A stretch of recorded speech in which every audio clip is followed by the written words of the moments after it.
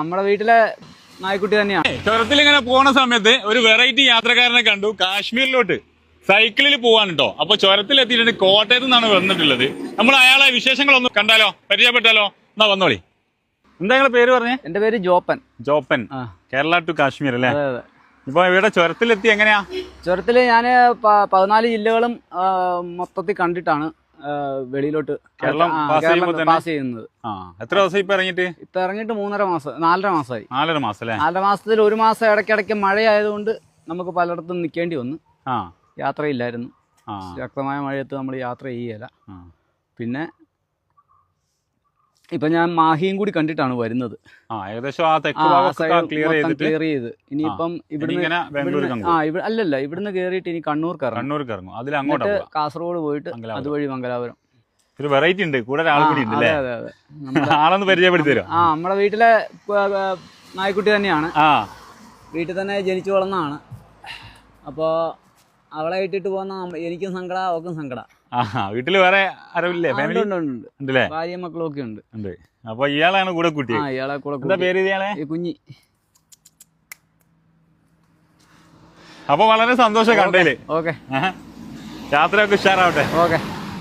എത്ര ദിവസം കൊണ്ട് എങ്ങനെയാണ്, എത്ര ദിവസം കൊണ്ട് എത്താനാണ് പ്ലാന്? ഒരു 2 വർഷം കൊണ്ട് അവിടെ എത്താൻ. 2 വർഷം? അതെ. ഇപ്പൊ എനിക്ക് 48 വയസ്സായി. 50 വയസ്സ് അവിടെ കാശ്മീരിൽ കേക്ക് മുറിക്കണോ? കാശ്മീരിൽ എത്തണം. മുകളിൽ കയറിയിട്ട് അവൾക്ക് 10 വയസ്സും ആവും. അവൾക്ക് 10 വയസ്സോ? ഇപ്പൊ 8 വയസ്സുണ്ട്. എന്താ ജോബ് എന്താ ചെയ്യുന്നേ?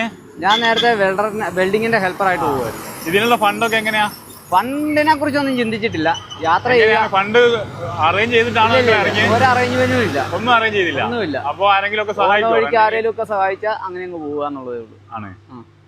ഫുഡിന്റെ കാര്യം അത് ഫുഡൊക്കെ ആരെങ്കിലും ടെന്റ് ആണോ അതോ? ടെന്റ് അടിക്കും, അല്ലെങ്കിൽ ബസ് സ്റ്റോപ്പുകളിൽ കിടക്കും. അങ്ങനെ പ്രത്യേകിച്ചൊരു ഇതൊന്നുമില്ല. യാത്ര ചെയ്യുക, അത് ചെറിയൊരു ട്രിപ്പ് ആയിട്ട് അങ്ങനെ ഇറങ്ങി. അതെ അതെ അതെ. ബാക്കിയുള്ളൊക്കെ മുകളിലുള്ള ആള് തീരുമാനിക്കും. അതെ അതെ. എന്നെത്തണം, എപ്പോ എത്തണം, എവിടെ എത്തണം എന്നൊക്കെ. അതായത് കണ്ടതിൽ വളരെ സന്തോഷം. ശ്രമിക്കുക എന്നുള്ളതേ ഉള്ളൂ.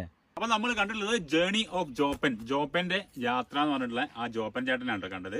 അദ്ദേഹം ഒരു പ്ലാനിലാണ് വീട്ടിൽ നിന്ന് ഇറങ്ങിയാണ്. 4 മാസമായി കേരളത്തിലുള്ള 14 ജില്ലകളും കറങ്ങിയിട്ട് 28 സ്റ്റേറ്റുകളും കറങ്ങിയിട്ട് 2 വർഷം കൊണ്ടാണ് കാശ്മീരിലേക്ക് എത്താൻ വേണ്ടിയിട്ട് പ്ലാൻ ചെയ്തിട്ടുള്ളത്.